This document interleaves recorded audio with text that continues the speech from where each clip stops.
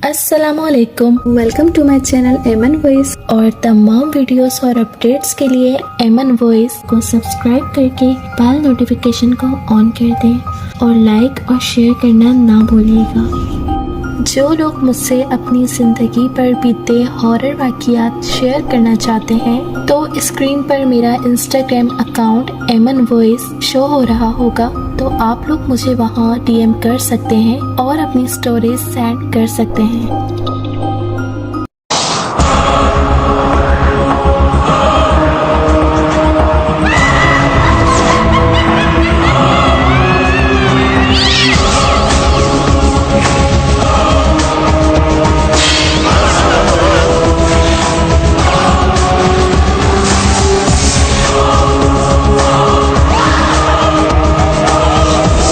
शाम होते ही रज़ा अपने सब काम छोड़कर गांव की पिछली तरफ जंगल में चला जाता था और फिर 3 घंटे बाद ही लौटता था। पूछने पर वो बस इतना ही बताता था कि चहलकदमी के लिए वहां जाता हूँ। सलीम ने इंस्पेक्टर को बताया, हाँ, आपने कभी जंगल में जाकर देखने की कोशिश की है कि वो वहाँ क्या करता है? मेरा मतलब है चहलकदमी तो गांव में भी हो सकती है, फिर गांव के जंगल में ही जाना क्यों जरूरी था? इंस्पेक्टर ने तशवीश आमेज लहजे में सवाल किया। इसकी नजरें बादस्तूर सलीम के चेहरे पर जमी हुई थी।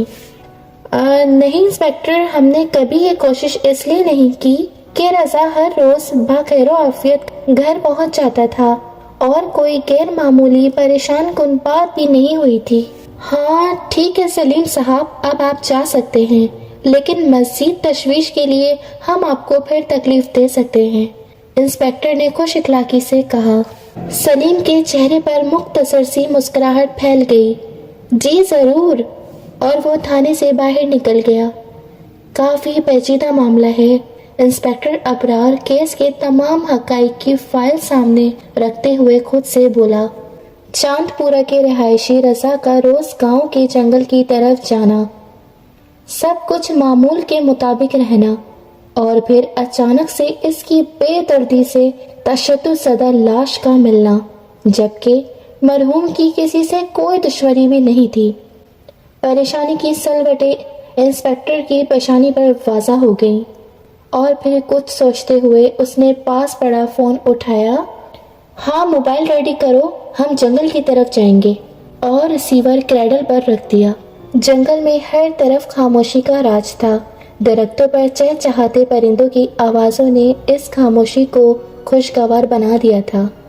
सरसब्ज जंगल में हर तरफ हरियाली ही हरियाली थी, और ये कुदरती माहौल इंस्पेक्टर अबरार को बहुत प्यारा लग रहा था। कहीं कोई गैर मामूली चीज़ इंस्पेक्टर को नज़र ना आई। हाँ, अलबत्ता जंगल के बीचों बीच एक पुराना बेरी का दरख्त था, जिसकी गैर मामूली बात एक तो ये थी कि इस पर सिवाय एक उल्लू के कोई और परिंदा नहीं था, और दूसरी बात इसका अजीबोगरीब हैरान कुन हद तक चौड़ा तना था। दरख्त की तरफ देखकर इंस्पेक्टर अबरार कुछ सोचने लगा। वहाँ का बाखौर जायजा लेने के बाद पुलिस मोबाइल वापस लौट आई। आज रज़ा को गुजरे तीसरा दिन था।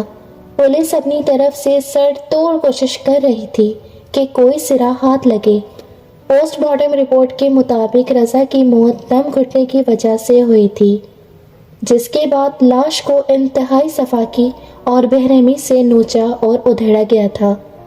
जहां तक लाश को नोचने का ताल्लुक था तो इशारा किसी जंगली जानवर की तरफ जाता था, लेकिन हैरत अंगेज तौर पर जानवर ने लाश का ना खून पिया था और ना ही गोश्त खाया था। जबकि दूसरी तरफ ये बात भी हैरान कुन थी कि इतने घने जंगल में रज़ा की मौत का सबब दम घुटना कैसे हो सकता है, हालांकि इसे कभी सांस की तकलीफ भी नहीं रही थी। फाइल पर जगह जगह इंस्पेक्टर ने बड़े बड़े सवालिया निशान लगाए और इन तमाम लफ्ज़ों पर एक एक कर सोचने लगा, लेकिन बेसुध इसे काफ़ी देर तक सोचने के बावजूद भी समझ न आया कि आखिर असल मामला क्या है। आज रज़ा के केस को पूरे 5 दिन बीत गए थे, लेकिन फिल वक्त मसला बरकरार था। इंस्पेक्टर परेशानी के आलम में अपने ऑफिस में टहल रहा था اسے ایک ہفتے کے اندر اندر اپنی ابتدائی حقیقاتی رپورٹ حاکم بالا کو پیش کرنی تھی، لیکن وہ صرف اس مسئلے کی گتھی سلجھانے کی کوشش میں لگا ہوا تھا۔ کسی خیال نے اسے چونکا دیا۔ اس نے فوراً ریسیور اٹھایا۔ موبائل ریڈی کرو جلدی۔ اور اگلے 15 منٹ میں ہی وہ جنگل میں بیری کے قدیم درخت کے سامنے کھڑا تھا۔ بیری کے درخت کے عین سامنے زمین پر اسپیشل لیکوڈ اسپرے کیا گیا، جس کی مدد سے زمین اور مٹی پر پاؤں کے نشانات خاص روشنی میں واضح ہوتے چلے گئے۔ لیکن نشانات واضح ہونے پر وہاں موجود ہر فرد عجیب شیشو پنچ میں مبتلا ہو گیا، کیونکہ پاؤں کے نشانات درخت کے غیر معمولی چوڑے تنے کے پاس پہنچ کر غائب ہو رہے تھے۔ انسپکٹر کے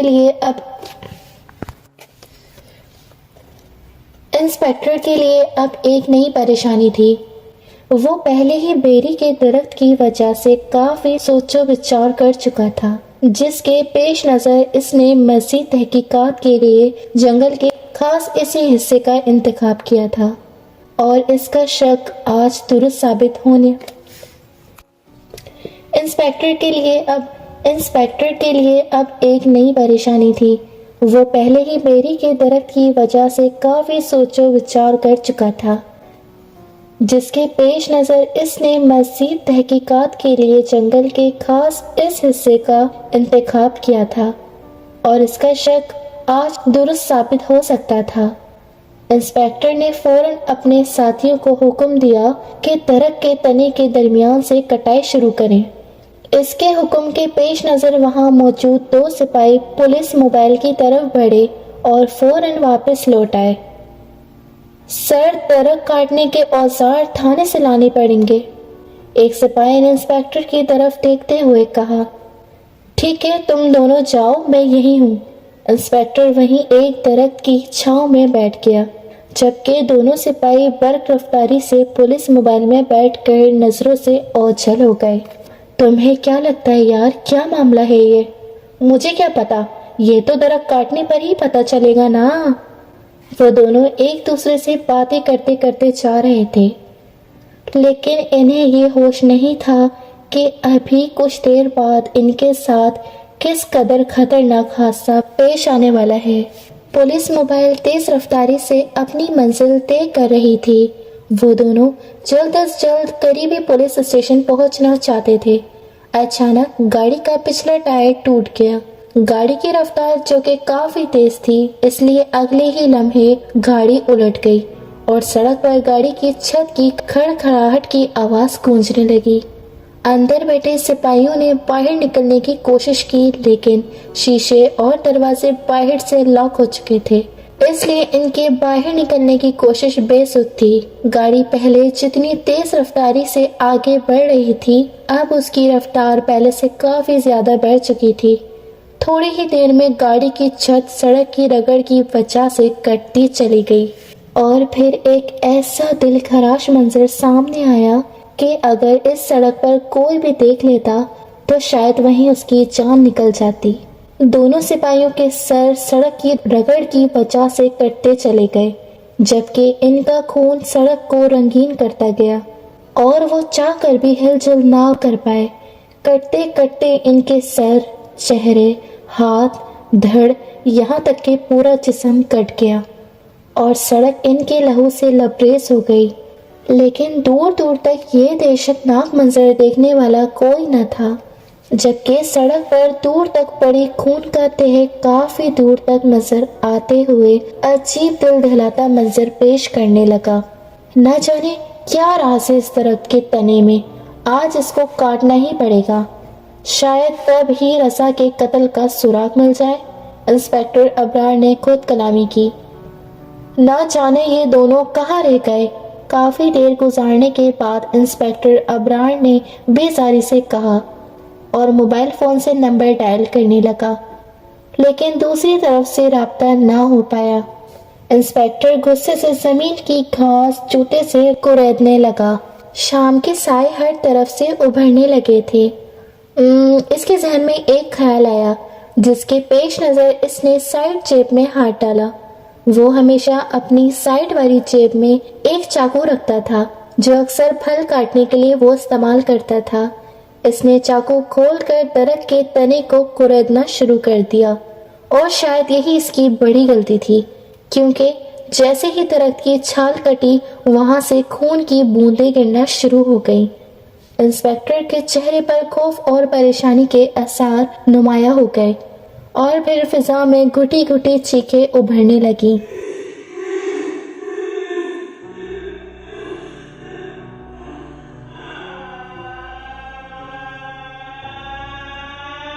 چاقو انسپکٹر کے ہاتھ سے نیچے گر گیا اور وہ درخت سے پیچھے ہٹنے لگا۔ درخت آہستہ آہستہ روشن ہونے لگا۔ اس پر موجود الو بہت غضبناک نظروں سے انسپکٹر کو دیکھ کر چیخا۔ الو کی چیخ نے سارے جنگل کی فضا میں عجیب و دہشت پیدا کر دی۔ انسپکٹر نے مزید کئی قدم تیزی سے پیچھے ہٹائے۔ اسے اتنی سمجھ آ چکی تھی کہ معاملہ انتہائی پیچیدہ اور خوفناک ہے۔ اور پھر انسپکٹر ابرار کو اپنی آنکھوں پر یقین نہیں آیا جب درخت میں ایک چوڑا شگاف نمودار ہو گیا، اور اس میں سے کئی لوگ نکل کر سامنے آنے لگے۔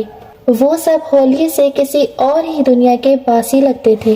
ان کے سروں پر سنگ ہونے کی وجہ سے انسپکٹر فوراً جان گیا کہ وہ قوم جنات سے ہیں۔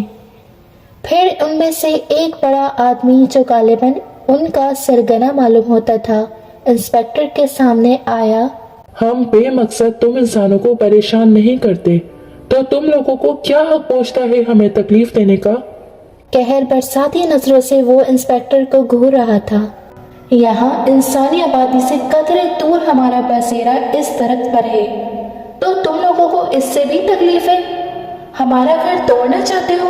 انسپکٹر کی آنکھوں میں اپنی سرخ انگارہ آنکھیں ڈالتے ہوئے جیسے وہ چیخا، نہیں، وہ انسپکٹر کی آواز حلق میں ہی دب گئی تھی۔ اتنا ہولناک منظر آج سے پہلے اس نے کبھی نہیں دیکھا تھا۔ اسے اپنی موت یقیناً نظر آ رہی تھی۔ تمہارے دونوں بندے ہمارا گھر توڑنے کے لیے اوزار لینے گئے تھے۔ انہیں ہم نے ختم کر دیا۔ جنات کا سرگنا بھیانک انداز میں ہنسا۔ اور اب تم نے ہمارے گھر کو توڑنے کی کوشش کی؟ کیوں؟ انتہائی غصے لہجے میں اس نے انسپکٹر سے پوچھا۔ نہیں، وہ رضا۔ ہاں، وہ لڑکا رضا، وہ اکثر یہاں آتا تھا۔ ہمارے گھر کے نیچے بیٹھ کر وہ اپنا کام کرتا تھا۔ ہم نے اسے کبھی تنگ نہیں کیا، بلکہ ہم تو اسے بہت پسند کرنے لگے تھے۔ وہ یہاں بیٹھ کر خود سے باتیں بھی کرتا تھا۔ ہم سب اس کی باتیں سنتے تھے۔ وہ ہمیں ہمارے خاندان کا ہی لگنے لگا تھا۔ جس دن وہ نہیں آتا تھا تو ہم سب بے چین ہو جاتے تھے۔ وہ بھی یہاں آ کر بہت سکون محسوس کرتا تھا اور خود سے اکثر کہتا تھا، میں یہاں آ کر اپنی ساری باتیں تم سے کرتا ہوں، تم میرے دوست ہو، مجھے اکیلا کبھی مت چھوڑنا۔ اور وہ ہمارے گھر کے دروازے سے لپٹ جاتا تھا۔ اس نے بیری کے درخت کے چوڑے تنے کی طرف اشارہ کرتے ہوئے کہا، زندگی میں پہلی مرتبہ کسی انسان نے ہمارے گھر سے اتنا پیار کیا تھا، جس کی وجہ سے وہ ہم سب کو بھا گیا تھا، اور ہم اس کے بغیر اپنے گھر کو اکیلا سمجھنے لگے تھے۔ لیکن پھر ایک دن جب وہ آیا تو کافی اداس تھا۔ اس نے خود سے کہا، دوست، میرے لیے تعلیمی وظیفہ مقرر ہو گیا ہے۔ ویسے تو میں بہت خوش ہوں، لیکن اس کے لیے مجھے اس گاؤں سے بہت دور شہر جانا پڑے گا۔ اگر بات مجھے پہلے پتا ہوتی تو میں انکار کر دیتا، لیکن اب گھر میں بڑے بھائی اور ابو کو بھی اس کا پتہ چل گیا ہے، اور وہ چاہتے ہیں کہ میں وہاں ضرور جاؤں، پر میں یہیں رک کر پڑھنا چاہتا ہوں۔ تمہیں چھوڑ کر میں نہیں جانا چاہتا۔ وہاں بھلا میں کس سے دل کی باتیں کروں گا؟ آخر کون ہوگا وہاں میرا ساتھی؟ وہ اس دن بہت اداس تھا۔ اس کی اداسی پر ہم بہت اداس ہو گئے تھے، اور پھر میں نے خود ہمت کر کے اس درخت کے تنے سے اسے آواز دی، رضا، رضا۔ اپنا نام سن کر چونک گیا۔ ڈرو مت، میں تمہارا دوست ہوں۔ وہ بادستور ڈرتے ہوئے پیچھے ہٹنے لگا، لیکن اس سے پہلے کہ وہ وہاں سے ہمیشہ کے لیے بھاگ جاتا، میں نے خود کو اس پر ظاہر کر دیا۔ یہ منظر چونکہ اس کے لیے غیر متوقع تھا، اس لیے وہ انتہائی سہم گیا، لیکن میں نے بہت پیار سے اس کا ہاتھ پکڑ کے اسے شگاف میں اندر کھینچ لیا اور درخت کا تنا باہر سے ویسے ہی برابر ہو گیا۔ اپنے گھر میں لا کر ہم سب نے اس کی بڑی آؤ بھگت کی۔ ہر چھوٹے بڑے جن نے اسے دل سے خوش آمدید کہا۔ اتنا پیار اور خلوص دیکھ کر اس کا ڈر تھوڑی ہی دیر میں غائب ہو گیا اور وہ ہمارے اس ماحول میں گل مل گیا۔ میرا دل باہر کی جھوٹی اور فریبی دنیا سے بھر گیا ہے۔ مجھے باہر نہیں جانا، خدا کے لیے مجھے اپنے پاس رکھ لو۔ یہ خواہش اس نے خود مجھ سے کی تھی، جسے سن کر میں سوچ میں پڑ گیا تھا کہ اب کیا کروں۔ میں نے اپنے سردار سے بات کی تو سردار نے کافی سوچنے کے بعد یہی حل بتایا کہ رضا کو ہم اب واپس نہیں بھیجیں گے۔ ہمارے قید خانے میں قید ایک سزا آور جن کی موت ہوئی تو ہم نے اس کی شکل و صورت رضا کی طرح بنا کر اسے درخت سے باہر پھینک دیا، اور اس کے جسم پر جو تشدد اور نوچنے کے نشانات تھے وہ در حقیقت اس جن کی سزا کے تھے جو اس نے دوران قید یہاں برداشت کیے تھے۔ رضا ہمارے پاس خیر و عافیت سے ہے اور انتہائی خوش ہے۔ ٹھہرو، تمہیں اس سے ملواتا ہوں۔ اور پھر شگاف میں سے سفید خوشبودار لباس زیب تن کیے رضا سامنے آیا۔ اس کے سر پر سفید موتیوں کا نفیس تاج بھی موجود تھا اور وہ ہر درجہ اطمینان سکون سے انسپیکٹر کی طرف دیکھنے لگا۔ انسپیکٹر، تم باہر کسی کو یہ سب مت بتانا۔ دیکھو میں یہاں بہت سکون سے ہوں، مجھے یہاں رہنے دو، مجھے یہیں رہنے دو۔ اب میں اس گھر کا باسی ہوں اور میں یہاں سے کہیں نہیں جانا چاہتا۔ اور ہاں، ہمارے گھر کو توڑنے کی اگر کسی نے بھی کوشش کی تو ہم سب مل کر اسے برباد کر دیں گے۔ جاؤ اور ہمیں یہاں سکون سے رہنے دو۔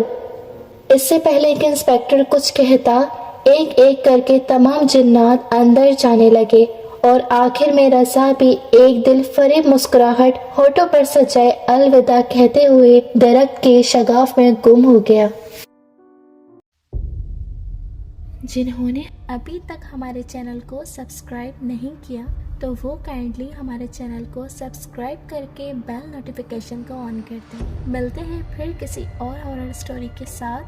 So stay tuned. اللہ حافظ۔